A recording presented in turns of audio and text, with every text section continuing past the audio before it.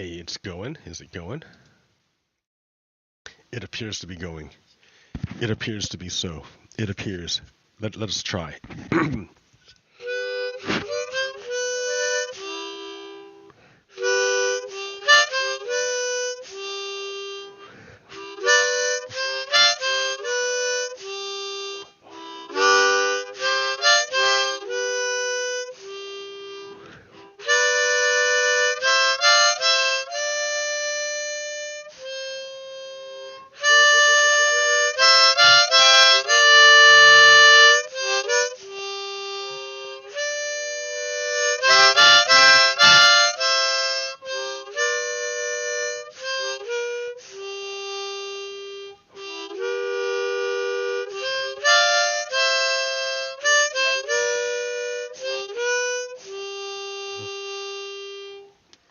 Good morning. Welcome to yet another Sunday episode of Redstone, Lapis, Lazuli. 'Tis I, your host, Pogo Kiddo. Yo.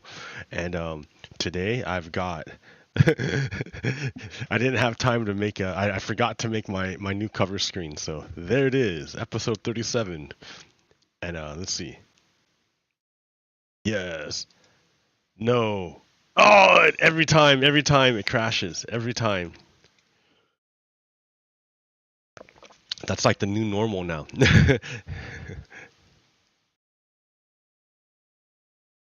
Yeah, so good morning.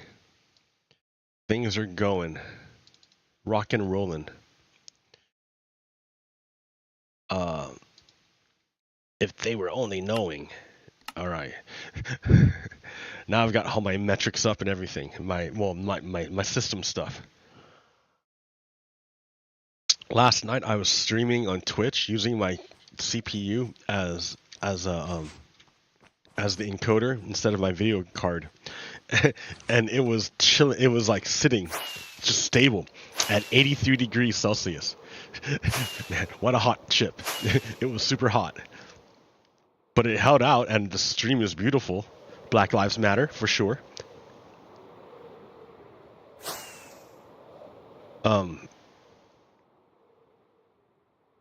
Oh, I missed. All right. So yeah, what have I done? What have I done today or this week? Well, I've done a lot, man. Let's be honest. Let's be real. I've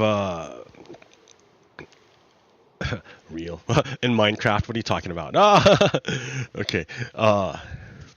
Let's see. I got this train line here going. So it goes there. It goes from the spawn.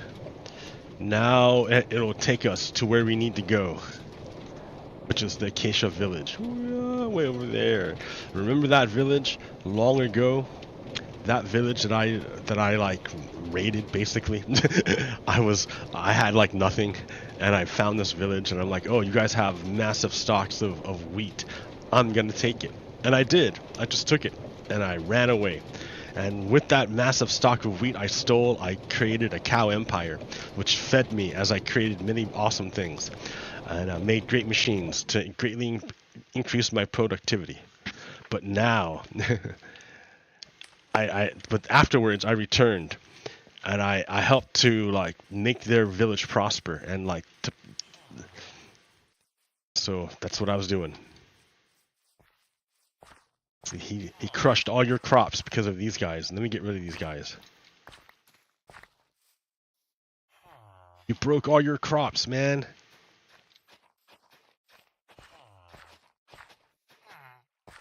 This guy too. Hey, farmer guy. Check that out. I just look at that massive amount of farmland I just created for you. And you guys are gonna break this one no matter what, because you're gonna fall on it. But yeah, check it out. I don't have any seeds, or I would help you do your deal, your deal. But yeah, hey, what's up, buddy? What's up? So, oh, that 2 farmers, that's good. Well, yeah, because I had 2 composters here. What if I removed one of the composters and moved it over? Now you lose your job. You're like, oh no, I've lost my job. But you know there's a composter over here, right? Yeah, buddy.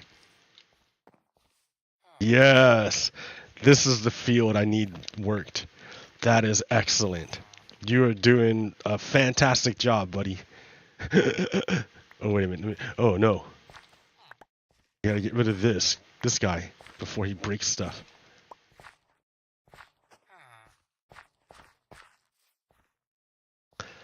Well, there we go, yeah. So, here, I can even help him out. Let me get some... Let me help you out, dude. Because you're obviously slow. Not slow, just inefficient. Let's go a little bit faster, that's all.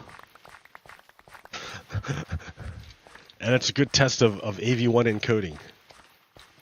Although, you know what? Honestly, what I've done is I've been going over to Twitch. And in Twitch, I use my CPU to encode instead of the video card hardware. And it looks really, really, really good. Like, way better than hardware encoding. I was, like, really impressed. And then when you bring it over to YouTube, it looks terrible. So it only looks good on Twitch servers, or like Twitch streams.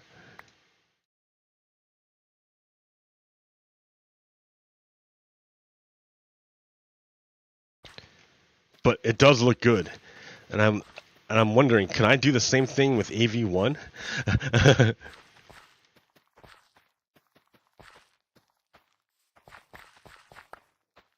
Like, even if AV1's too hard, how about H.265?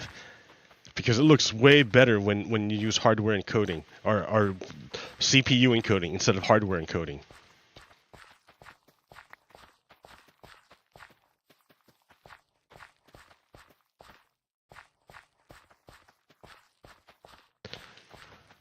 Abundant wheat.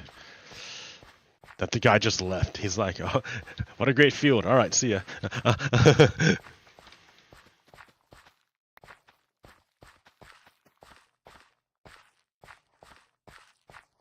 All right, there. I did all your work for you, dude. It's all done.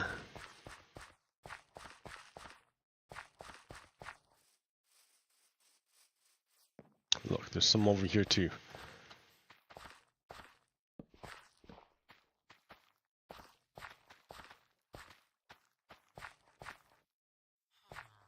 Connect the dots. La la la. Paul Rubin died. Pee Wee Herman. Man, that guy was part of my childhood. Connect the dots. La la la. Like the story of Large Marge forever. is traumatized. That whole movie, Pee Wee's Big Adventure, dude. Like, I watched that so many times. That's what happens. People die, dude. Life is temporary. You're not here forever. Things that you thought were permanent are actually constantly changing. I need a bed to sleep in. I can jack this guy's bed. Thank you. It's like, argh.